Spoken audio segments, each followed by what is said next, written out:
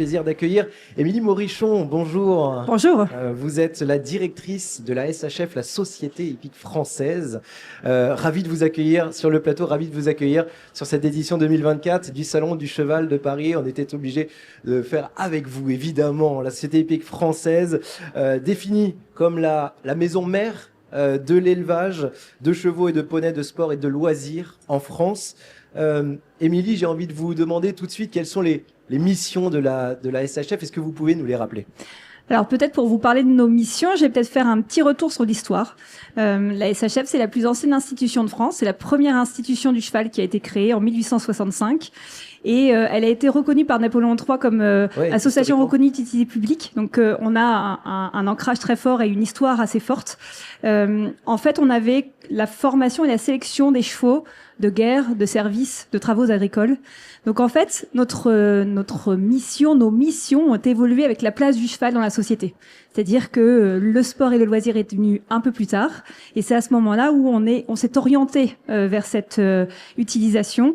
Et donc oui, on est la maison mère de l'élevage, c'est-à-dire que on s'occupe et on défend les intérêts des éleveurs, des races, et on essaye de prendre toute la production, en tout cas on défend les intérêts de la production française, puisque pour faire du cheval, pour faire du loisir, vous avez besoin avant tout de ce cheval, cet équidé.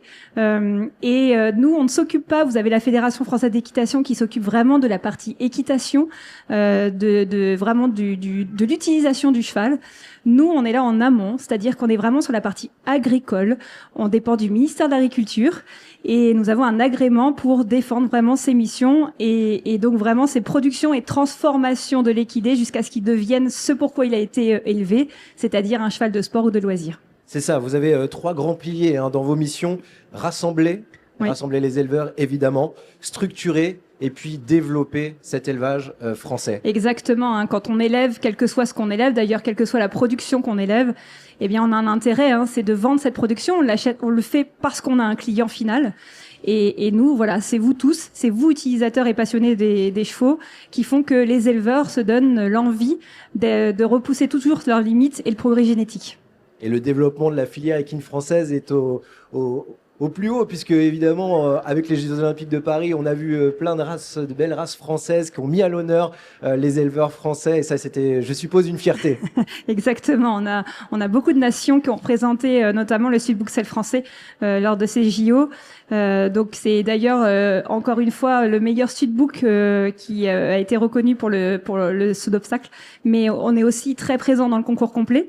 Un petit peu moins sur le dressage, on a vraiment cette orientation en France plus sur le concours complet et le saut d'obstacle, mais ça vient. Du Loir, mais ça vient, voilà. Exactement. On pense aussi au JO de Tokyo où on a eu un podium 100% de chevaux français au concours complet, avec 7 chevaux sur les 12 premières places de chevaux français, quelle que soit la nation. Donc oui, nous sommes très fiers, mais il faut l'alimenter, il faut continuer à le préserver et l'enrichir. C'est une partie de vos missions. Quels sont les principaux enjeux et du coup les objectifs de la filière élevage en 2025 ? Alors c'est des enjeux peut-être même plus au-delà. Je pense que on parle d'enjeux climatiques et des aléas climatiques. Ça a obligatoirement un impact aujourd'hui sur la production, puisque on a besoin de la pousse de l'herbe. Donc évidemment on s'adapte et le cycle de production est lié à la pousse de l'herbe. Et le deuxième point, et on va en parler peut-être un petit peu plus tard dans nos missions, parce que là on parle vraiment d'élevage, mais nous on les forme ces chevaux à devenir ce pourquoi ils sont destinés. Et dans la formation de ces chevaux, dans les calendriers de concours, eh bien, on se pose des questions, savoir s'il faut pas aussi adapter ce calendrier et revoir. On finit au mois de septembre, on est en plein été. Est-ce qu'il faudrait pas l'avancer pour qu'on n'ait pas ces problématiques aussi, soit de sécheresse, de chaleur, etc. Donc, on a beaucoup d'enjeux qui vont être liés à l'écologie, au foncier. Parce qu'on a des vraies problématiques aussi, nous, en tant qu'éleveurs, c'est d'accéder au foncier en France. Donc je pense qu'on a des gros enjeux encore.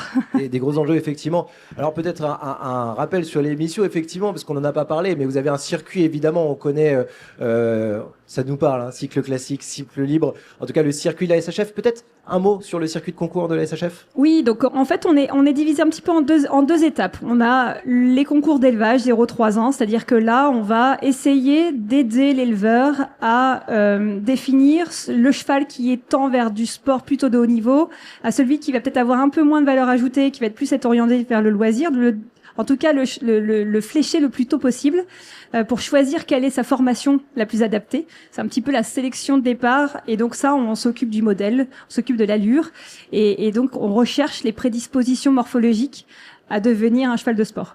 Et puis ensuite, on a le circuit SHF valorisation 4 ans à 6 ans, avec le circuit classique et le circuit libre.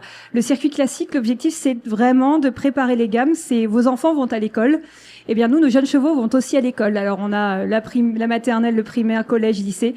Nous, c'est la même chose. À 4 ans, eh bien, ils ont un certain niveau, et on essaye de vraiment définir qu'est-ce qu'ils doivent faire pour pouvoir être au bon niveau à l'instant T, c'est-à-dire quand il devra être un cheval de Grand Prix, et en même temps ne pas faire trop puisqu'il n'a que 4 ans et qu'il est en pleine croissance. C'est vraiment notre orientation de ce circuit, c'est toujours trouver le meilleur curseur pour à la fois préserver le bien-être et la préservation de sa croissance, tout en préparant, parce que on n'attend pas le dernier moment d'être on part pas directement dans les épreuves et dans le niveau et dans les écoles de haut niveau. Il faut commencer par l'alphabet, il faut commencer à apprendre les bases, et c'est ce qu'on fait dans le circuit sur le circuit SHF. Et un petit point sur le circuit libre, c'est que là on essaye d'apporter un circuit qui permet à un cavalier amateur qui a acheté un jeune cheval, parce que aussi ça permet, il y a d'entre vous l'idée de former avec soi et de progresser avec son cheval.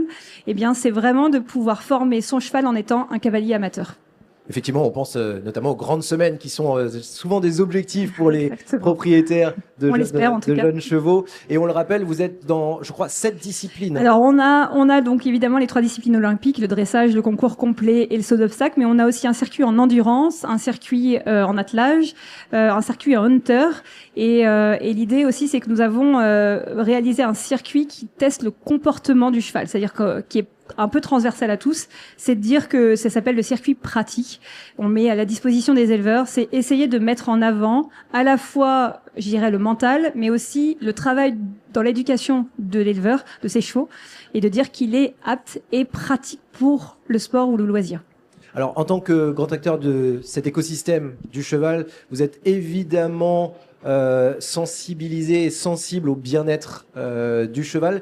Quelles sont aujourd'hui vos actions en faveur de ce bien-être? Alors, je pense que déjà, le bien-être, c'est un peu dans l'ADN de la SHF. C'est-à-dire que si on a mis en place un circuit de formation, c'est aussi pour pouvoir justement essayer de toujours préserver les conditions physiques et préserver. Et donc essayer d'aiguiller au maximum les éleveurs. Alors évidemment, on a des chevaux qui sont beaucoup plus, un peu plus tardifs, d'autres beaucoup plus avancés, mais en tout cas d'avoir vraiment un cadre qu'on donne aux professionnels. Donc de toute façon, c'est notre ADN quotidien. C'est respecter la croissance du cheval, tout en espérant qu'il aille au plus haut niveau un jour. Et après, on a évidemment beaucoup plus d'actions qui sont faites, mais qui sont faites via l'ensemble de la filière, avec la filière cheval qui regroupe les 4 maisons mères, dont la SHF et la Fédération française d'équitation.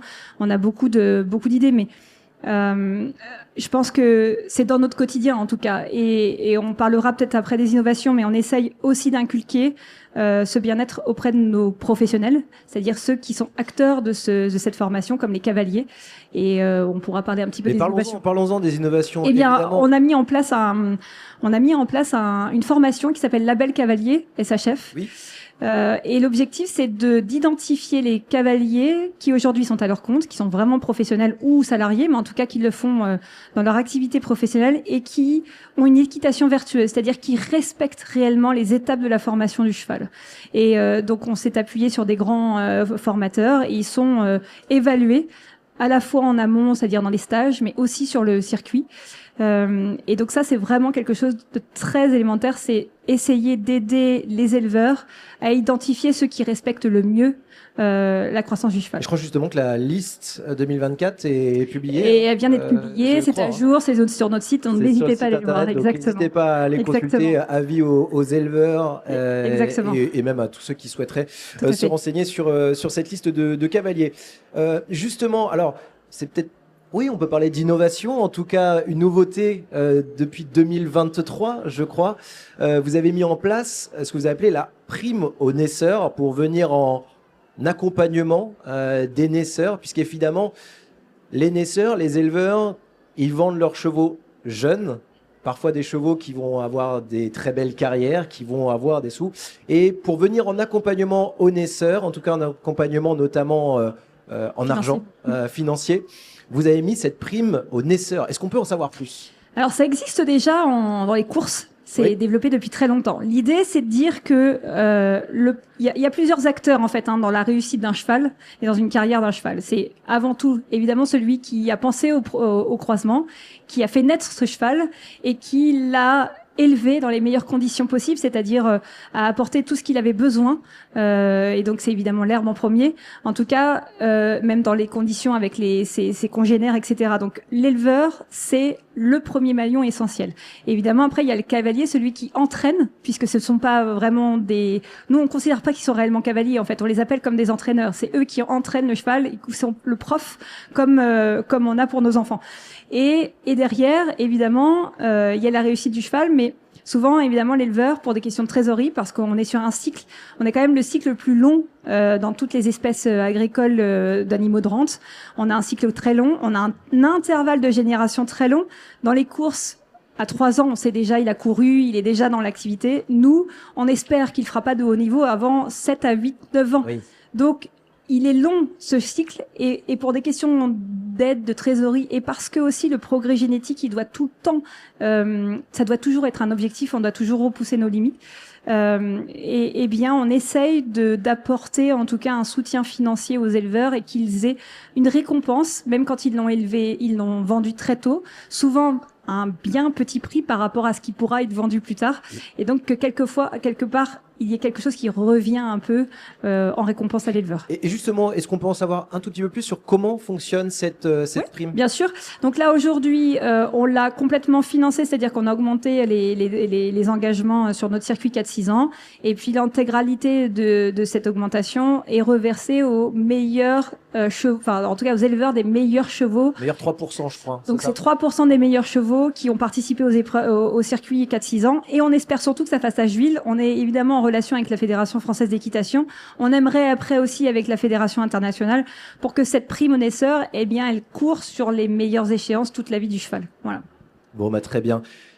Un mot sur les animations, puisque vous êtes présent cette année sur le salon du cheval de Paris 2024. Vous êtes présent physiquement, puisque vous avez un stand à la SHF.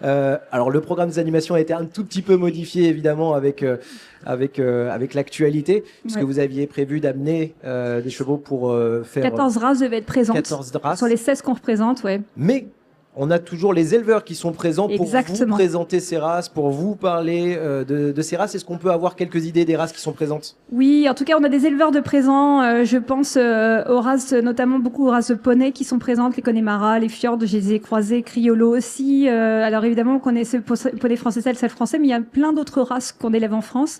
Et n'hésitez pas à venir les rencontrer. Je pense que c'est des grands passionnés.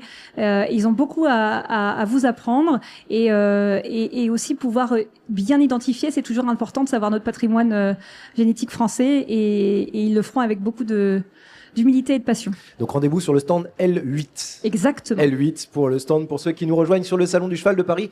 Et je rappelle également que vous avez une conférence dont le thème a été un tout petit peu modifié, mais une conférence, si vous voulez en savoir plus sur les races, une conférence du coup sur les races de chevaux. Exactement. Donc la conférence en début d'après-midi, je crois 14h. 14h, il me semble. Voilà, n'hésitez pas à venir. On va essayer de pouvoir vous présenter ces races, les 16 races qu'on représente à la SHF. Et puis, encore une fois, on essaiera aussi de faire parler ces éleveurs qui vivent au quotidien pour qu'on puisse continuer à partager cette passion de l'équitation et du sport et du loisir.